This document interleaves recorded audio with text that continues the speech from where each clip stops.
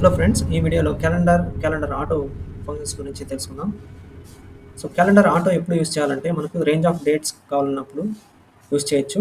So calendar function returns a table and range of dates is from the start date and end date. So ఈ calendar ఫంక్షన్లో మనం start date end date ఇచ్చినప్పుడు each రోకి మనకు start date నుంచి end date వరకు rose ఒక కాలం అయితే display అవుతుంది. సో అలాగే క్యాలెండర్ ఆటో కూడా ఒక టేబుల్ రిటర్న్ చేస్తుంది. కానీ క్యాలెండర్ ఆటో అనేది యూజ్ చేసేటప్పుడు మనకు ఖచ్చితంగా డేటాబేస్ అంటే ఒక మోడల్ అనేది మనకు మన వర్క్ బుక్లో ఉండాలి. అప్పుడు మాత్రమే యూజ్ చేయగలుగుతాము. ఎందుకంటే అది బేస్డ్ ఆన్ డేటా మోడల్ మీద డేటా మోడల్లో ఉన్న డేటా బేస్ చేసుకొని అది రేంజ్ ఆఫ్ డేట్స్ని డిస్ప్లే చేస్తుంది. అది ఎలా మనం ఇప్పుడు ఎగ్జాంపుల్గా చూద్దాం. సో ఈ వర్క్ బుక్లో మనకు స్టూడెంట్ ఇన్ఫో అనే టేబుల్ ఉంది. ఇంకొక వర్క్ బుక్ ఓపెన్ చేద్దాము without any model. File, new.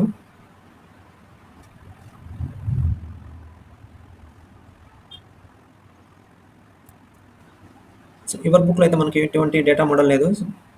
Table వ్యూకి వెళ్దాం. సో ఇక్కడ మనకైతే న్యూ టేబుల్ అనే ఆప్షన్ ఉంది.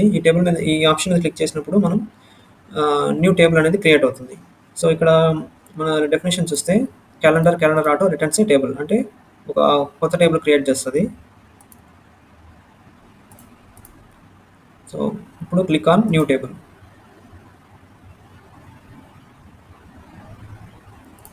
టేబుల్ నేమ్ మనం ఏమని ఇద్దామంటే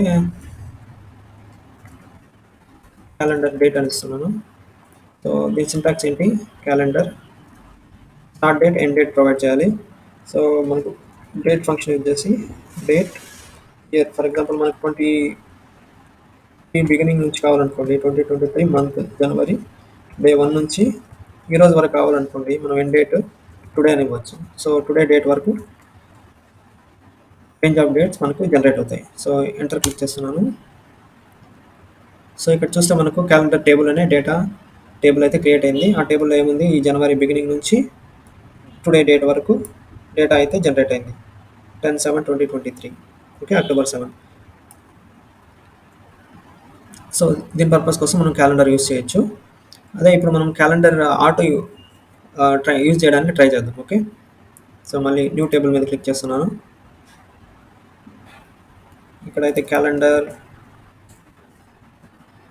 న్యూ ఆటో క్యాలెండర్ అని ఇస్తున్నాను నేను టేబుల్ నేము. ఓకే, సో ఇప్పుడు క్యాలెండర్ ఆటో అని ఇస్తున్నాం. Okay, calendar auto. సో మనం ఫిజికల్ ఇయర్ మంత్ ప్రొవైడ్ చేయొచ్చు లేదా ఎంటీగా వదిలేయచ్చు.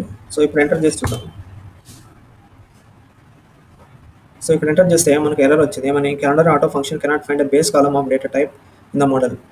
So calendar auto function use చేయాలంటే మనకు ఖచ్చితంగా మోడల్ అనేది ఉండాలి. ఆ మోడల్లో ఉన్న బేస్ కాలం ఏదైనా ఒక డేట్ కాలం కానీ బేస్ చేసుకొని మనకు రేంజ్ ఆఫ్ డేట్స్ జనరేట్ అవుతాయి. సో ఇప్పుడు మనం డేటా ఉన్న వర్క్ బుక్లోకి వెళ్తాము. సో ఇక్కడైతే మనకు స్టూడెంట్ ఇన్ఫో అనే టేబుల్ ఉంది. సో ఈ టేబుల్ వ్యూలో చూస్తే మనకు ఎంట్రీ డేట్ ఉంది. Entry date October 6. సో మనకు ఈ డేటాని బిగినింగ్ ఎండింగ్ డేట్ చూస్తే మనకు 2021 నుంచి 2023 వరకు డేటా ఉంది. సో మనం ఇప్పుడు క్యాలెండర్ ఆటో యూజ్ చేస్తే ఏమవుతుందంటే ఈ డేట్ బేస్ చేసుకొని, ఈ మోడల్లో ఉన్న ఈ డేట్ బేస్ చేసుకొని 2021 బిగినింగ్ నుంచి 2023 ఎండ్ వరకు మనకు ఒక టేబుల్లో డేట్స్ జనరేట్ అవుతాయి. సో అది ఎలాగా మనం ఇప్పుడు చూద్దాం. సో టేబుల్ టూల్స్కి వెళ్ళి న్యూ టేబుల్.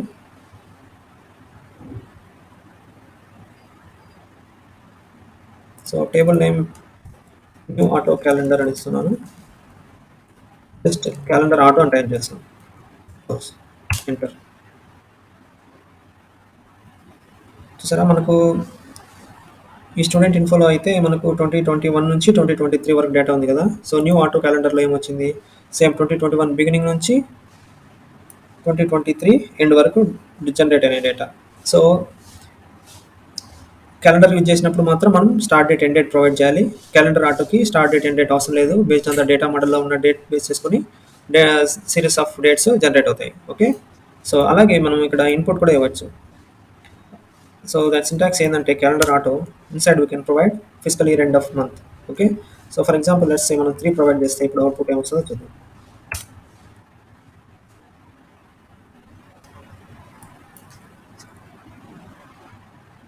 సో ఏప్రిల్ నుంచి బిగినింగ్ ఆఫ్ ఏప్రిల్ 2020 నుంచి